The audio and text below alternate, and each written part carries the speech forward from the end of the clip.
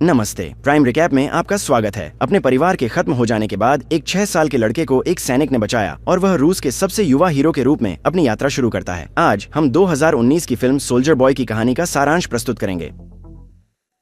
हम 1940 के दशक में द्वितीय विश्व युद्ध के बीच में हैं। सेरोजा अलुश्कोव एक पेड़ के तने से लटक कर प्रकृति का अवलोकन कर रहा है, जबकि उसकी माँ नदी के किनारे कुछ कपड़े धो रही हैं। उसके बड़े भाई पेटिया रात के खाने के लिए मछली पकड़ रहे हैं, जब अचानक एक विमान दिखाई देता है और उन पर गोलीबारी शुरू कर देता है। महिला लड़कों से छिपने के लिए कहती है, लेकिन सेरयोजा बहादुरी से अपनी शक्तिशाली गुलेल का उपयोग करके विमान को उड़ा देता है और दुश्मन को हरा देता है। हालांकि जब वह अपनी माँ और भाई से बात करने के लिए मुड़ता है तो वे दोनों गायब हो जाते हैं। इस समय लड़का दरवाजे पर किसी के दस्तक देने की आवाज से जाग जाता है।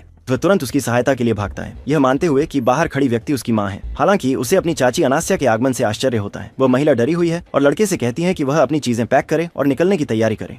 अनस्या उसे बताती है कि लड़के की माँ और भाई मारे गए और अगर सैनिकों को पता चला कि सेरोजा उसकी बहन का बेटा है तो वे उसे भी मार देंगे। उसकी योजना लड़के को ले जाने की थी और कहने की थी कि वह उसका बेटा है, लेकिन उनके भागने से पहले जर्मन सैनिक घर में घुस जाते हैं। महिला सेरयोजा को खिड़की से भागने में मदद करती है, लेकिन खुद गोली खा लेती है। लड़का डर में जंगल की ओर भागता है और छिपने की जगह खोजने की कोशिश करता है। अंदर से उसे अब भी विश्वास था कि उसकी माँ उसे ढूंढ लेगी, लेकिन युवा लड़का मुश्किल से अनुमान लगा सकता था कि अब से उसे किन चुनौतियों का सामना करना पड़ेगा।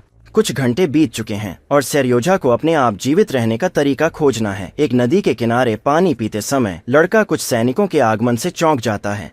घटना से आघातित होकर वह जल्द ही छिपने के लिए जगह तलाशने लगता है। कुछ मिनटों के लिए सेरयोजा एक बड़े पेड़ की जड़ों के बीच छुपता है, लेकिन कुछ अप्रत्याशित होता है। उसके बगल में एक सांप प्रकट होता है। छोटा बच्चा मौत से डरता है, लेकिन फिर भी वह खुद को चुप रहने के लिए मजबूर करता है। उसके लिए कोई डर उसके परिवार के सदस्यों के समान भाग्य का सामना करने से बड़ा नहीं है। इस बीच सैनिक आग जलाते हैं और आराम करने का अवसर लेते हैं। खाने के बाद वे आग बुझाते हैं और चले जाते हैं। उस समय सेरयोजा आखिरकार उस भयानक सर्प से दूर जाने का प्रबंध करता है।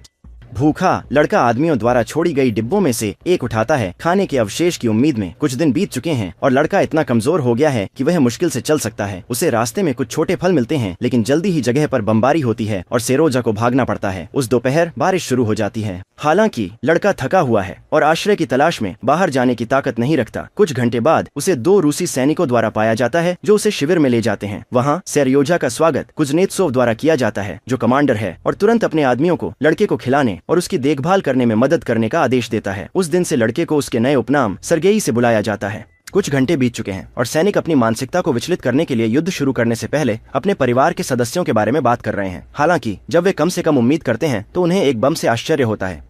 अस्पताल में सर्गेई का उपचार नर्स कटिया द्वारा किया जाता है। हमले के कारण नए घायल दृश्य पर पहुंचते हैं और महिला सभी की देखभाल के लिए दौड़ती है। कमजोर और घायल होते हुए भी सर्गेई 1 मिनट के लिए भी चुप नहीं रहता और सैनिक बनने के बारे में अधिक जानने की उत्सुकता दिखाता है। धीरे धीरे लड़का सभी के दिलों में जगह बना लेगा। कटिया को एक सैनिक द्वारा बुलाया जाता है और जब वह तंबू के बाहर पहुँचती है तो उसे एक बकरी मिलती है। हर कोई आश्चर्य करता है कि जानवर उस जगह कैसे पहुंचा, लेकिन वे खुश हैं क्योंकि अगले दिनों में वे दूध पी सकते थे और पनीर खा सकते थे, जो उस वास्तविकता में बेहद दुर्लभ था जिसमें वे रह रहे थे। उस समय कुजनेत्सोव और उनके साथी दिखाई देते हैं। आदमी तुरंत सर्गेई से मिलने जाता है और यह देखकर राहत महसूस करता है कि लड़का धीरे धीरे ठीक हो रहा है।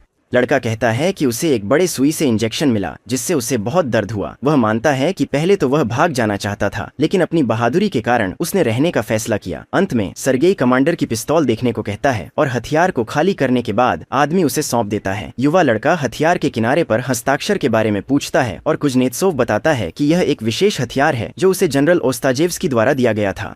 यह सुनकर सर्गेई और भी उत्साहित हो जाता है और ऐसे अभिनय करने लगता है मानो वह शूटिंग कर रहा हो। इस बिंदु पर आदमी लड़के के हाथों से पिस्तौल ले लेता है और उसे वापस रख देता है, क्योंकि वह अभी भी इस प्रकार की चीज के लिए स्वाद विकसित करने के लिए बहुत छोटा है। सभी कमांडर की अपेक्षाओं के विपरीत सर्गेई अपने पेट पर डिजाइन किए गए युद्ध टैंक का प्रदर्शन करता है।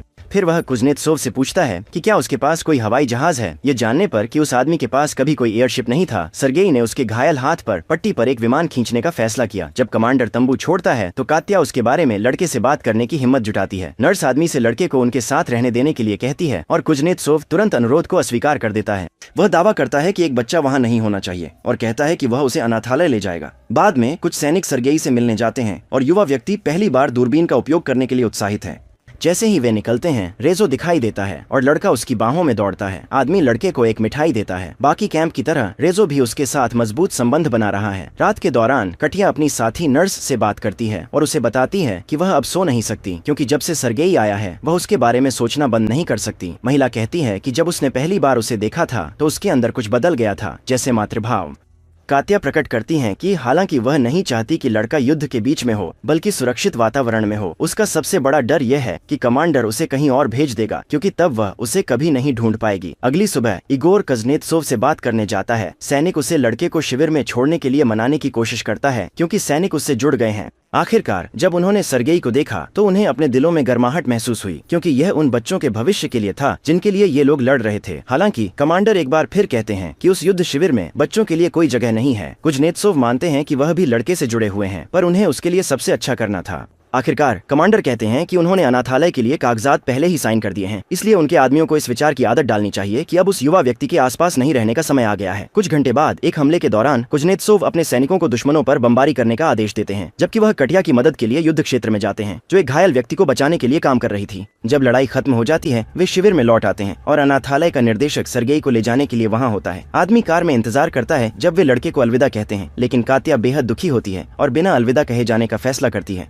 कुज़नेत्सोव ने सरगेई से उनके पास बैठने के लिए कहा और यह समझाने की कोशिश की कि आगे क्या होगा, लेकिन इससे पहले कि वह कुछ कह पाता, लड़का रोने लगा और उसे गले लगा लिया। वह कहता है कि वह कमांडर का इंतजार कर रहा था और डर रहा था कि वह उसे फिर से नहीं देख पाएगा। उस समय आदमी उसे लकड़ी से तराशा हुआ हथियार सौंपता है और पूछता है कि क्या लड़का उसका बेटा बनना चाहता है। दोनों गले मिलते हैं और कुज़नेत्सोव अनाथालय के दस्तावेजों को फाड़ देता है, जिन्हें उसने पहले ही हस्ताक्षर कर दिए थे। अब अगली चुनौती सरगेई के लिए उपयुक्त कपड़े ढूंढना है। सेना के नए सदस्य को उसके आकार की वर्दी की जरूरत थी, इसीलिए इगोर कुछ पुराने टुकड़े कपड़े वाले के लिए अलग रखता है, ताकि लड़के के लिए नए कपड़े बनाए जा सकें।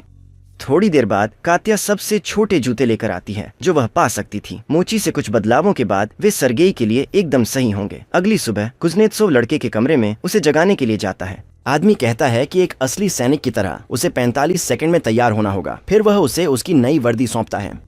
लड़का बेहद खुश है और तैयार होने के लिए दौड़ता है, लेकिन पहले पूछता है कि उसके नए पिता कुज़नेत्सोव के चेहरे पर स्टिकर क्यों चिपका हुआ है, और आदमी दावा करता है कि लापरवाही के कारण उसने शेविंग करते समय खुद को काट लिया। 45 सेकंड गिनने के लिए कमांडर एक माचिस जलाता है और कहता है कि सरगेई को लकड़ी के पूरी तरह से जलने से पहले तैयार हो जाना चाहिए। कुछ माचिस की तीलियों के बाद वे तंबू से बाहर निकलते हैं और सरगेई अपने नए यूनिफॉर्म को अपने साथियों को दिखाने के लिए उत्साहित होता है। उस समय एक अचानक हमला होता है और कमांडर अपने बेटे की सुरक्षा के लिए दौड़ता है। वह अपने आदमियों में से एक को आदेश देता है कि बच्चे को शरण में ले जाएं, जबकि बाकी सभी खाइयों में छिप जाते हैं। बमबारी के दौरान कुछ सैनिक घायल हो जाते हैं और लड़का उन्हें देखभाल करने के लिए चिकित्सा केंद्र जाता है। वह उन्हें कुछ पानी पेश करता है और जो कुछ भी आवश्यक हो उसमें मदद करने के लिए तैयार है।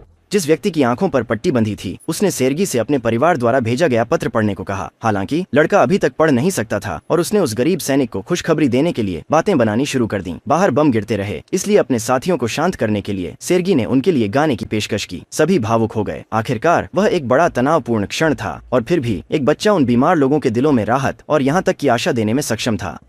उन अंधेरे घंटों के बाद सरगेई काटिया की गोद में झपकी लेता है। उसके पिता कमांडर जल्द ही आते हैं और महिला के बगल में बैठ जाते हैं। कुज़नेत्सोव दावा करते हैं कि उसे उससे कुछ कहना है, लेकिन सरगेई जाग जाता है और पूरी योजना को गड़बड़ कर देता है। जब शिविर का पुनर्निर्माण हो रहा होता है, दो सैनिक सरगेई को शेविंग करते हुए देखते हैं और उसका मजाक उड़ाने का फैसला करते हैं, ये पूछते हुए कि क्या लड़का किसी डेट के लिए तैयार हो रहा था। हालांकि लड़का दावा करता है कि वह एक सैनिक है और उसके अनुसार सैनिक डेट पर नहीं जाते हैं। बाद में वह कमांडर से मिलकर यह पता लगाने के लिए खुद का परिचय देता है कि उसके दिन का काम क्या होगा। कुज़नेत्सोव सवाल करते हैं कि लड़के के चेहरे पर पट्टी क्यों थी, और सरगेई का दावा है कि एक चूक के परिणाम स्वरूप उसने शेविंग करते समय खुद को काट लिया। यह सुनकर वह अपने बेटे से कहता है कि वह आने वाली ट्रक से पत्र लेकर सैनिकों को बांट दे। जब पुरुषों को अपने रिश्तेदारों से पत्र मिलते हैं तो वे खुशी से नाचने लगते हैं और इससे लड़के को अपना काम और भी पसंद आने लगता है। कार्य के अंत में सरगेई अपने कैंप के चारों ओर चुपके से घूमने के लिए अपनी छलावरण पोशाक का उपयोग करने का निर्णय लेता है। जब वह अपनी दूरबीन से झांकता है तो लड़का देखता है कि जूते की एक जोड़ी छिपने की जगह में फिट होने की कोशिश कर रही है। तुरंत वह शिविर में वापस दौड़ता है और अपने कुछ साथियों को बुलाता है ताकि वे घुसपैठिए को पकड़ सकें, जो कि सूखी घास के ढेर में छिपा हुआ था। अंद्रेई और उनके लोग यह देखने के लिए वहां जाते हैं कि क्या हो रहा था, और अंत में दुश्मन की सेना के दो सैनिकों से मिलते हैं। कुछ गोलियां चलाने के बाद वे उन लोगों को पकड़ने में सफल हो जाते हैं और सेर्गेई शिविर में लौट आता है। इस बीच कमांडर कुज़नेत्सोव को अपने एक आदमी से पता चलता है कि उनके बेटे ने 2 जासूसों को पकड़ने में मदद की। आदमी आश्चर्यचकित होता है और लड़के की बहादुरी और विनम्रता पर गर्व महसूस करता है। फिर सेर्गेई उसके कमरे में आता है और आदमी उसे बड़ी खबर देता है। कुज़नेत्सोव को लड़के को गोद लेने की अनुमति मिल गई थी और उस दिन से वे आधिकारिक रूप से एक परिवार बन जाएंगे। सर्गेई बहुत खुश है और अपने पिता को खबर बताने के लिए काटिया को फोन करता है। लड़के का कहना है कि उसने उस महिला को एक बार रोते हुए देखा था जब कुज़नेत्सोव युद्ध में घायल हो गया था। कमांडर यह सुनकर असमंजस में है, लेकिन फिर भी सर्गेई के साथ जाने का फैसला करता है। इस बीच कटिया नदी के किनारे खुद को धो रही है जब एक सैनिक चुपके से आता है और उसका कोट ले जाता है। फिर वह आदमी उसे आवाज देता है और उसे फूलों का गुलदस्ता देता है जो उसने खुद चुना है। महिला स्पष्ट रूप से स्थिति से असहज है और अपनी कोट वापस पाने की कोशिश करती है। उसी समय सर्गेई और उसके पिता प्रकट होते हैं। कुज़नेत्सोव जल्द ही स्थिति की पहचान करता है और लड़के को वापस खींच लेता है। कमांडर ध्यान से देखते हुए छिपाने की कोशिश करता है, मगर सर्गेई किसी तरह से खुद को उसकी पकड़ से छुड़ाने में सफल होता है और कटिया की ओर दौड़ पड़ता है। फिर वह अपने पिता को पुकारता है, लेकिन वह आदमी शर्मिंदा होकर पहले ही जा चुका होता है। कुछ दिन बाद एक और लड़ाई के दौरान लड़का इगोर को खोजते हुए खाइयों के बीच चलता है। गोला बारूद प्राप्त करने के बाद सैनिक लड़के से भूमिगत आश्रय में जाने के लिए कहता है। सर्गेई अपने साथियों को छोड़ने से मना कर देता है, लेकिन इगोर उसे यह समझाने में सफल हो जाता है कि यह एक आदेश है और एक अच्छा सैनिक अपने उच्च अधिकारियों के आदेशों का पालन करना चाहिए। फिर भी युवा मदद करने का निर्णय लेता है। वह अपने पिता और उनके साथियों को एक असफल कनेक्शन के बारे में बात करते हुए सुन लेता है। एक तार टूट गया था और कुछ लोगों को इसे ठीक करने के लिए भेजा गया था। सर्गेई ने उनके पीछे जाने का फैसला किया और खुद को गोली लगने से बचाने के लिए जमीन पर रेंगने लगा। जब उसे एक घायल सैनिक मिला तो उसने मदद करने की कोशिश की और पूछा कि वायर को ठीक करने के लिए क्या करना चाहिए। सर्गेई ने दोनों सिरों को जोड़ने के निर्देशों का पालन किया। ऐसा करने से कनेक्शन बहाल हो गया और कमांडर सहायता दल को बुलाने में सक्षम हो गया। इस लड़के के इस बहादुरी भरे कार्य ने शायद सैकड़ों जानें बचाईं। युद्ध के बाद सर्गेई एक नई योजना बनाने लगता है। उसका अगला मिशन है कात्या और उसके पिता को एक साथ लाना, क्योंकि उसने पहले ही महसूस कर लिया है कि वे एक दूसरे में रुचि रखते हैं। इसके लिए लड़का नर्स के पास दौड़ता है और कहता है कि कमांडर बीमार है। फिर वह महिला को उसके कमरे में दौड़ आता है। वहां पहुंचने पर वह देखती है कि कुज़नेत्सोव मेज पर लेटा हुआ है और उसे निराशा में जगाती है। इस बीच सर्गेई पहले ही छिप चुका था, बाहर से सब कुछ देख रहा था। जैसे ही कात्या उसकी जांच करने की कोशिश करती है, कमांडर अचानक जाग जाता है और दावा करता है कि वह बीमार नहीं है। नर्स समझाती है कि क्या हुआ और उसी क्षण कुज़नेत्सोव अपने बेटे की योजना को समझ जाता है। वह खुद को घोषित करने की ताकत जुटाने की कोशिश करता है, लेकिन महिला अत्यंत शर्मिंदा होती है और चली जाती है। हालांकि वह इस मौके को जाने नहीं दे सकता था, इसलिए वह उसके पीछे जाता है। इसी बीच सर्गेई एक पेड़ पर चढ़ता है और अपने दूरबीन का उपयोग करके शिविर का निरीक्षण करता है। उसी समय वह देखता है कि कुछ बचाव कुत्ते स्थल पर आ रहे हैं और उन्हें प्राप्त करने के लिए वहां दौड़ता है। कुछ मिनट बाद लड़का उनसे साथ चलने की अनुमति मांगता है और पहिए वाली स्ट्रेचर पर चढ़ जाता है, जबकि जानवर उसे खींचते हैं। समस्या तब शुरू होती है जब रास्ते में कुत्ते एक बिल्ली को देखते हैं और उसका पीछा करने लगते हैं। अगर वे इसी तरह दौड़ते रहे तो वे जल्द ही बारूदी सुरंग क्षेत्र से टकरा जाते और लड़के की जान खतरे में पड़ जाती। ये समझते हुए रेजो एक मोटरसाइकिल पर चढ़ता है और कुत्तों को रोकने के लिए दौड़ता है, इससे पहले कि बहुत देर हो जाए। यह देखकर कि सर्गेई उस स्थिति से सुरक्षित है, सैनिक बहुत राहत महसूस करता है। जंगल में कुज़नेत्सोव कटिया से बात करने की कोशिश करता रहता है, लेकिन जब वह अंततः उससे संपर्क करता है तो वह ठीक से नहीं कह पाता कि वह वास्तव में क्या कहना चाहता है। तो वह सर्गेई को कहानी में शामिल करने का फैसला करता है और दावा करता है कि लड़का उस महिला से बहुत प्यार करता है। फिर वह पूछता है कि क्या कात्या लड़के की मां बनना पसंद करेगी। हालांकि नर्स के जवाब देने से पहले एक सैनिक आता है और कमांडर को एक पत्र सौंपता है। उस पर उच्च कमान से एक संदेश था। अगले दिन सेना जाने की तैयारी करती है। कुछ घंटों बाद वे कुछ किसानों के घर पर आराम करने के लिए रुकते हैं। खाने के बाद वे खोजते हैं कि एक जर्मन बम उस घर पर गिरा था और अब भी वहीं था। प्रक्षेप्य छत के माध्यम से गया, फर्श में छेद किया, लेकिन सौभाग्य से यह फटा नहीं। सैनिक तब तय करते हैं कि उन्हें उस चीज से छुटकारा दिलाने में मदद करनी चाहिए, इससे पहले कि कोई नुकसान हो। बाद में वे अपनी यात्रा जारी रखते हैं और सर्गेई रेजो और उसके पिता के साथ सवारी करता है। अचानक वह वाहन जिसमें वे थे विस्फोट हो जाता है और बटालियन को पता चलता है कि वे एक बारूदी सुरंग क्षेत्र में पहुंच गए हैं। सर्गेई और उसके आसपास के सभी लोग शोर से हैरान हैं। कुछ मीटर आगे लड़के को रेजो मृत पड़ा मिलता है। जब वे आखिरकार अपने गंतव्य पर पहुंचते हैं तो उसके पिता जनरल से बात करते हैं। सर्गेई पूछता है कि उसका अगला कार्य क्या होगा। वह आदमी उससे सैनिकों की वर्दी की निरीक्षण करने के लिए कहता है और लड़का इस कार्य को पूरा करने के लिए एक अधिकारी की मदद लेता है। सभी सैनिकों के जूते और वर्दी की जांच करने के बाद वह व्यक्ति से उन सभी के नाम लिखने के लिए कहता है जिनकी वर्दी क्षतिग्रस्त है।